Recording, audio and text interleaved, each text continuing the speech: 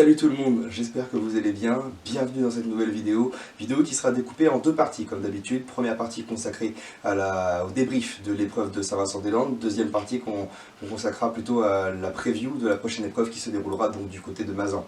Le débrief de Saint-Vincent-des-Landes avec l'image forte de ce week-end qui s'affiche juste sous vos yeux, c'est bien sûr l'accident, les plusieurs soleils au bout de ligne droite de Tom Montagne, le jeune pilote Kamoto avec son numéro 38 qui nous a fait une grosse frayeur lors de la première manche qualificative. Heureusement, tout va bien de son côté, et du côté de l'équipe Kamoto, eh bien, on a su tout mettre en œuvre pour remettre le châssis Kamoto sur les roues et que Tom puisse réaliser la fin de son week-end.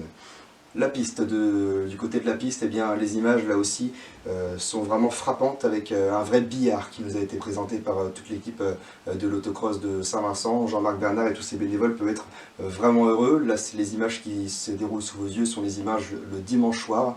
Donc on a eu vraiment une piste qui ne s'est pas creusée du tout du week-end et qui a permis d'avoir de beaux dépassements et du gros spectacle tout au long de ce week-end. La météo n'a pas forcément été de leur côté, avec une partie ensoleillée et une partie plutôt avec quelques averses d'orage, donc qui étaient vraiment violentes, et il a fallu faire avec tout ça du côté de l'organisation. Un nombre d'engagés qui dépassait les plus de 200 pilotes, donc là aussi eh bien, un plateau extrêmement relevé pour une course de championnat de France. Du côté des dominations et des quelques coups d'éclat, eh bien on retrouve Hugo Lucas, pilote du championnat de l'Ouest, qui venait débuter sa saison sur le circuit Bernard Seillet et débuter de la meilleure des manières puisqu'on l'a vu excellent tout le week-end. La finale, malheureusement, le départ de la finale va ternir ce week-end, mais en tout cas, eh bien, il faudra compter sur lui pour l'intégrité du championnat de l'Ouest qui commencera dans 2 semaines du côté de Plouay. Sullivan Guillard, le pilote de l'Audi A1, sera lui aussi à surveiller sur les pistes du championnat de l'Ouest après sa première victoire en championnat de France. Il aura bien mené le week-end d'une main de maître lui aussi avec son Audi. David Lamy, le pilote du châssis propulsion moteur moto dans la division Buggy Cup, eh bien, aura été le premier de la saison à faire tomber Geoffrey Calmette. Geoffrey est redescendu pas bien loin puisqu'il a terminé deuxième, mais David Lamy a bel et bien lui réussi son début de saison avec un podium à Moron, avec quelques petits ennuis du côté de Saint-Junien, mais il a su directement revenir dans le match avec cette victoire du côté de Saint-Vincent-des-Landes. Alexandre Lanoé, avec cette Polo, habituellement conduit par Anthony, son papa, eh bien Alexandre a directement compris comment ça marchait en venant remporter une deuxième fois consécutive cette épreuve de Saint-Vincent-des-Landes. L'an dernier, c'était dans la division Super Buggy au volant du châssis Trackline Motor Ford. Henri Navaille nous aura lui aussi surpris. Le pilote du châssis Zedek au numéro 31 est venu remporter l'épreuve de Saint-Vincent-des-Landes. Et là aussi, eh bien, quand on connaît la qualité des gens et des pilotes qui vont remporter cette épreuve, eh bien, Henri nous a tous vraiment étonnés. La division Super Sprint, elle aussi, renferme plusieurs talents qu'on n'a pas forcément vu venir, et notamment Alan Motet, avec le châssis PPXC, les châssis de la famille Pria, eh bien, qui sont mis aux avant-postes par Alan Motet, qui tranquillement est en train de faire son chemin depuis l'épreuve d'ouverture du côté de Moron. On est dans le rythme, on va dans toutes les finales pour l'instant, on marque les gros points, et là aussi on a hâte de voir ce que ça va donner sur les pistes du Sud, où on va avoir un revêtement un petit peu différent, mais pour l'instant en tout cas, ça marche vraiment fort. Petit coup également, petit coup de pouce à David Villarouge qui a réalisé un excellent week-end, toujours là aux avant-postes dans les manches qualificatives, et puis malheureusement départ de finale un petit peu chahuté, on sort à la 7e position après le premier tour et s'en est enchaîné eh bien, une remontada pour venir conquérir le podium et la 2e place, premier podium pour David dans le cadre du championnat et de la Coupe de France, le pilote du châssis Mack bien sûr. Stefano Zoppetti était présent, le célèbre vidéaste italien qui participe maintenant à la quasi-intégralité du championnat d'Europe, eh bien, a décidé de venir sur quelques épreuves du championnat de France et il était bien présent ce week-end, donc n'hésitez pas à aller voir les vidéos sur ses réseaux sociaux, SZOP18. On a eu également dimanche après-midi la démonstration des Cross & Kid, les châssis construits dans la société Cross & Log de Guiret-Groissart qui ont évolué avec 4 petits véhicules qui étaient présents. Et là aussi, eh bien, ça a fait vraiment de la ferveur du côté du public en voyant ces tout jeunes pilotes qui ont évolué donc, sur ces Cross & Kid. Et les 4 questions et questionnements qui eh bien, nous arrivent maintenant après l'épreuve de Saint-Vincent-des-Landes. La première question, la Maxi Sprint, les pilotes de l'Ouest chamboulent-ils le championnat? Sans mauvais jeu de mots bien sûr par rapport à ce qui s'est passé en finale. Moi je parlais plutôt par rapport à ce qui s'est passé en manche qualificative. On voit que Théo Bernard sur l'épreuve de Moron, de même que Clément Limoux et que Milik Pliskolek, sont venus vraiment dans le haut du tableau. Et là sur l'épreuve de Saint-Vincent-des-Landes, on a vu notamment Hugo Lucas avec le châssis Kamoto qui a dominé la quasi-intégralité du week-end. Et donc là aussi, on voit que les pilotes du championnat de l'Ouest ont vraiment le niveau de venir bousculer les avant-postes de la division Maxi Sprint dans le cadre de la Coupe de France. Le deuxième petit point, Clarisse Jeannot limite la casse, là aussi sans mauvais jeu de mots bien entendu.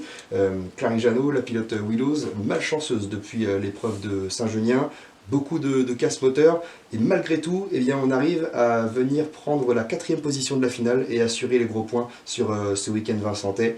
La Buggy Cup ou Propulsion Cup. Et oui, là aussi, on a vu la grande domination depuis le début de la saison des châssis propulsion dans cette division Buggy Cup, avec les 2 victoires de Geoffrey Calmette à Moron et Saint-Junien, et la victoire propulsion, le podium 100% propulsion ce week-end, avec David Lamy, Geoffrey Calmette et Jean-Louis Marsollier.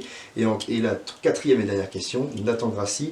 La régularité paie, et là aussi, on l'a vu, Nicolas Legendre et Nathan Grassi étaient vraiment les 2 pilotes qui étaient au-dessus sur ce début de championnat, et puis malheureusement Nicolas Legendre est parti en tonneau sur un petit excès d'optimisme peut-être lors du départ de la demi-finale, et là aussi maintenant lui va devoir assurer le coup sur la suite du championnat, parce que pour l'instant c'est bel et bien Nathan Grassi qui a été le plus régulier et qui a marqué les grands points quand il le fallait. Il est resté sage quand il le fallait, et pour l'instant il possède un petit tapis de 30 points d'avance sur les autres de la division Super Sprint.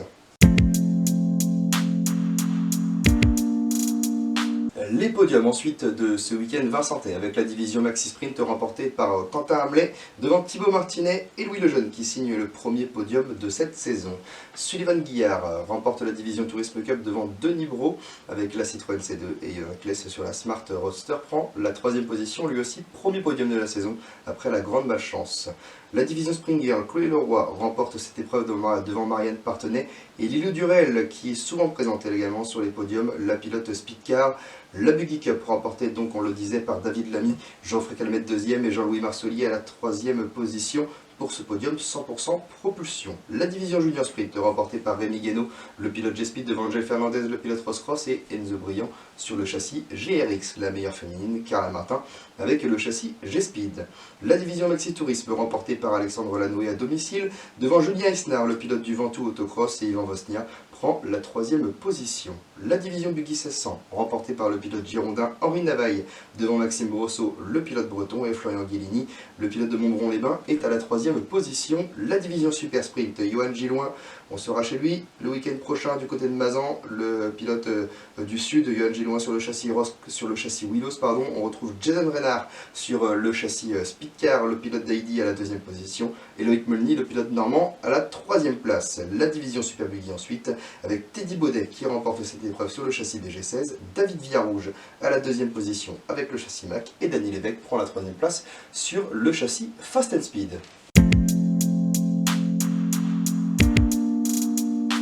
Voilà donc pour le débriefing de cette épreuve de Saint-Vincent-des-Landes, le programme de ce week-end qui s'affiche sous vos yeux avec 3 épreuves au calendrier. Tout d'abord la 3e épreuve du Challenge Hornet du côté de Sougy, du côté d'Orléans bien sûr. On retrouvera l'épreuve d'ouverture du championnat d'Europe du côté de Zilo en Allemagne, à la frontière polonaise. On suivra là aussi tous nos pilotes français et une vidéo y sera dédiée. Et puis on retrouvera l'épreuve d'ouverture du Challenge SEAC et la 2e épreuve du Challenge Corac qui seront toutes les deux mixées les unes avec les autres du côté de Mazan dans le Vaucluse, et c'est là où je me rendrai ce week-end pour commenter cette épreuve d'ouverture du Challenge SEAC.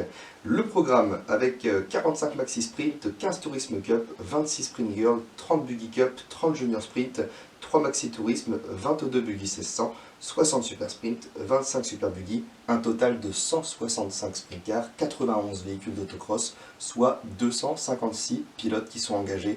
Là, je pense qu'on n'est pas loin de record français en nombre d'engagés sur cette épreuve de Mazan. La vidéo qui s'affiche directement sous vos yeux de ce circuit de Mazan en compagnie de Dorian Cabrol et son châssis Balrog avec ce premier virage, le banking extérieur avec cette division junior sprint. Là, on va garder la corde au niveau du deuxième virage qui est long. Attention à ne pas se prendre par l'extérieur parce qu'on voit que ça motrice également sur les extérieurs.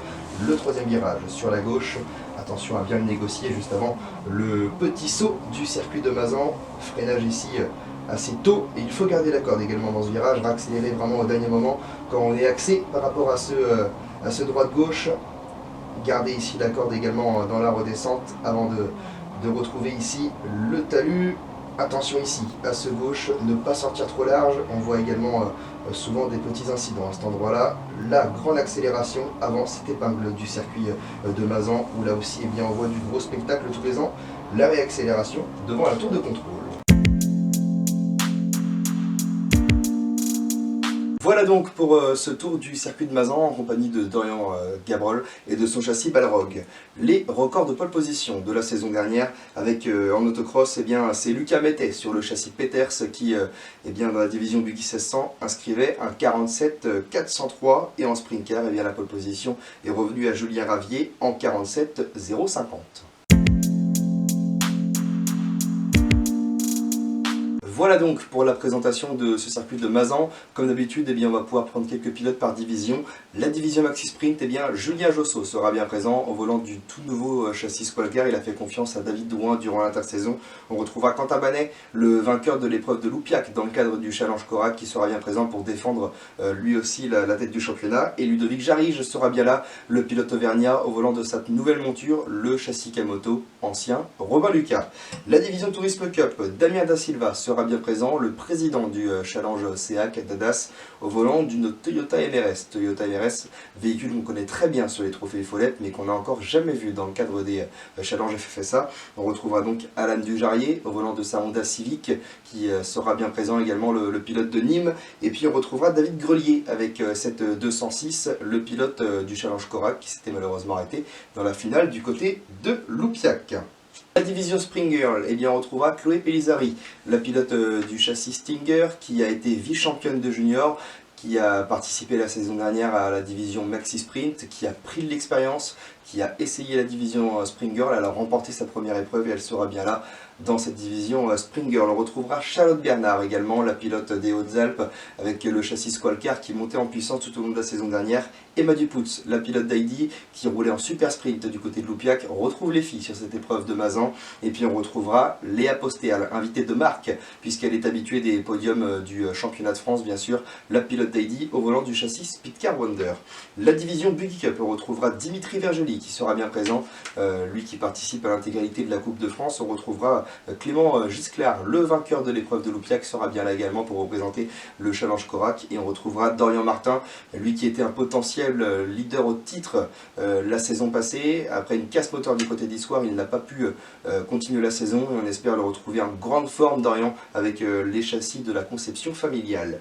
La division Junior Sprint, Aurélien Denis sera bien là, le pilote du châssis Pantera au numéro 21. On retrouvera Marius Ray, le pilote Kamoto, avec les couleurs fluorescentes qu'on a vu du côté de Loupiac bien performer, et Dylan Thomasin, le pilote local qui participe à l'intégralité de la Coupe de France Junior Sprint, sera bien là et sera sans pression sur l'épreuve à domicile devant la famille, les amis et les partenaires. Quelques filles seront présentes puisqu'on aura 11 pilotes féminines dans cette division Junior Sprint. Margot Fabre, la pilote locale, Alexia Tafani, la pilote lyonnaise, Jade Lerme, la pilote toulousaine. On retrouvera Clara Lucchini, la pilote MMS. On retrouvera Mia Galindo, on retrouvera Laurélie Gilles, Carla Martin sera bien là également, Zoé et Agathe Besson, les deux pilotes de Saint-Igné-de-Vert. On retrouvera Emma Descou et Laura Picotto. La division Maxi Tourisme, 3 véhicules seront présents. On retrouvera Eric Descou avec la Nissan 350Z. On retrouvera Francis Garcia avec la Peugeot, bien sûr, pour Francis. Et puis Denis Valette sera bien présent lui aussi sur la Peugeot.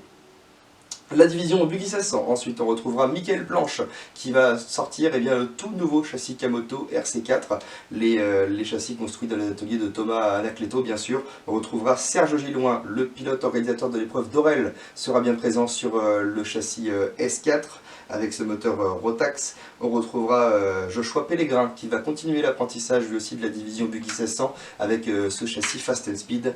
La division Super Sprint, ensuite 60 pilotes engagés, on le rappelle, dans cette division Rennes encore une fois, avec Thibaut Franc qui nous revient du championnat de France et qui sera bien présent avec le châssis Christec. On retrouvera Dany Léritier, le pilote qui termine deuxième du challenge CA dans la division Maxi Sprint la saison passée, et Louis Bouchet, lui qui terminait champion la saison passée de la division Maxi Sprint. Les deux premiers sont donc passés dans la division supérieure et seront bien présents respectivement sur le châssis Christec pour Dany et le châssis ASK pour Louis.